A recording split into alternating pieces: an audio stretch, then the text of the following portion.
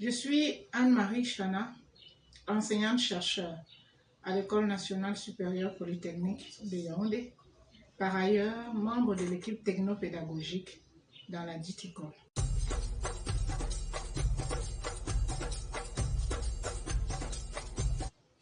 Bien, merci pour la question.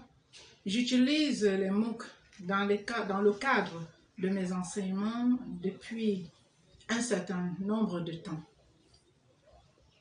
Je signale que certains de mes enseignements sont entièrement scénarisés et mis à la disposition des apprenants, des étudiants de l'ENSPY à travers la plateforme Moodle.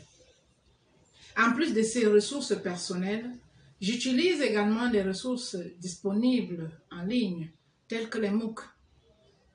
Entre autres, le MOOC Comprendre les microcontrôleurs de l'EPFL. Ce MOOC fait partie intégrante de mon enseignement sur les microprocesseurs à l'École nationale supérieure polytechnique. Ceci dit, certains créneaux horaires de mes cours, je les utilise pour vérifier les acquis du MOOC et également pour corriger les travaux pratiques rendus par les étudiants. Compte tenu des aléas liés à la disponibilité de l'Internet, très souvent je télécharge les ressources que je mets à la disposition de ces étudiants qui en retour réalisent les travaux pratiques liés au MOOC qu'on corrige en présentiel.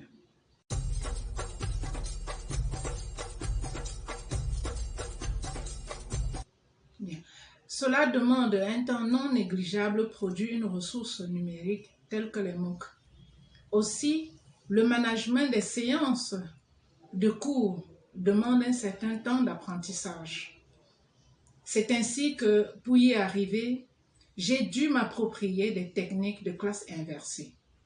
Une fois cette étape franchie, pour moi enseignante, l'usage des ressources numériques m'allège la tâche et me permet de consacrer plus de temps aux travaux pratiques et aux travaux dirigés avec les apprenants.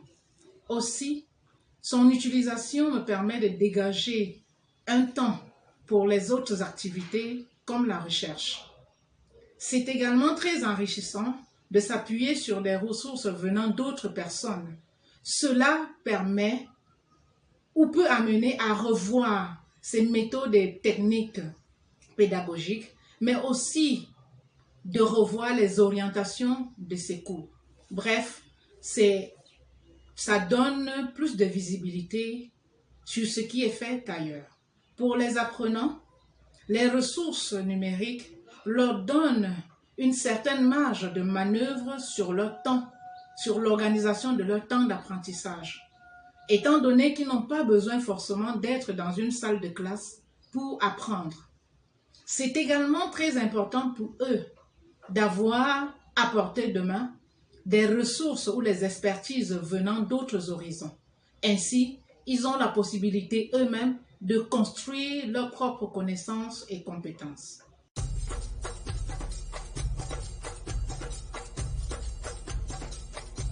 En ce qui concerne l'aspect évaluation, si je pars du principe qu'à l'ENSP, le contexte de formation demande pour chaque cours de faire un examen final en présentiel, ainsi, je procède de deux manières pour la prise en compte des enseignements faits faisant usage du MOOC dans mes évaluations.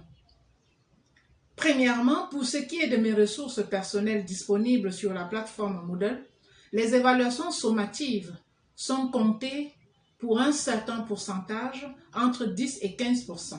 Pour ce qui est des autres MOOC, l'état de progression, le pourcentage d'achèvement donne lieu à un bonus dans la note finale. Ce qui est important de noter ici, c'est que l'épreuve finale d'examen tient compte de tout ce qui a été abordé, aussi bien dans les MOOC qu'en présentiel.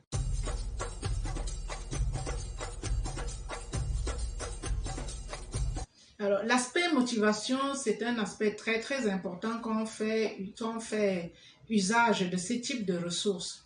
Ce qu'il faut noter, c'est que l'étudiant est motivé de prime abord par l'intérêt et l'importance du MOOC dans la formation qu'il reçoit et surtout dans son plan de carrière. Dans ce sens-là, le plus souvent, je prends le temps d'expliquer aux apprenants l'apport, l'enjeu de ces ressources dans les compétences qu'ils doivent acquérir. De plus, j'amène les apprenants chaque semaine à me faire des rendus écrits de tout ce qui a été abordé dans le MOOC. Ces rendus sont gratifiés. Aussi, l'assiduité aux cours en ligne est prise en compte. La participation au forum de discussion est bonifiée, ainsi que la fréquence d'accès aux ressources. Autre chose qui est important de noter, c'est que quand les apprenants savent qu'ils seront évalués sur un certain nombre d'acquis, même en ce qui concerne les MOOC ou d'autres ressources, ils y mettent plus d'efforts.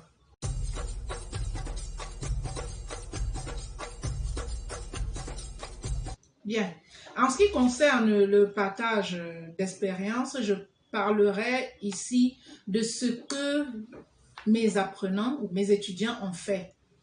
Ces étudiants vivent chaque année des expériences personnelles très enrichissantes à travers les projets qu'ils réalisent par groupe de 3 à 4 personnes.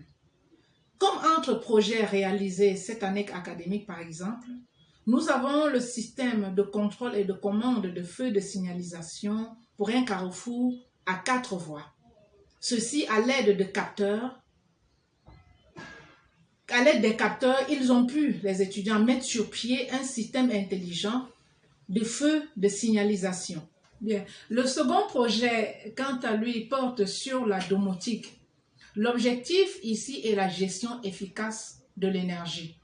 Grâce aux capteurs, on peut par exemple allumer une lampe ou activer une alarme pour signaler une intrusion. Le troisième projet, quant à lui, c'est celui du système de commande et de contrôle d'un ascenseur. Tous ces projets permettent aux étudiants de concrétiser les notions acquises à travers les MOOC et celles abordées en présentiel concernant les technologies des capteurs et des objets connectés. Grâce donc aux notions abordées dans les MOOC, comprendre les microcontrôleurs, nous avons pu asseoir les bases en programmation de microcontrôleurs tels que Arduino, en y associant les objets connectés. Nous avons donc pu ainsi, avec très peu de moyens, mettre sur pied des mini-projets qui marchent.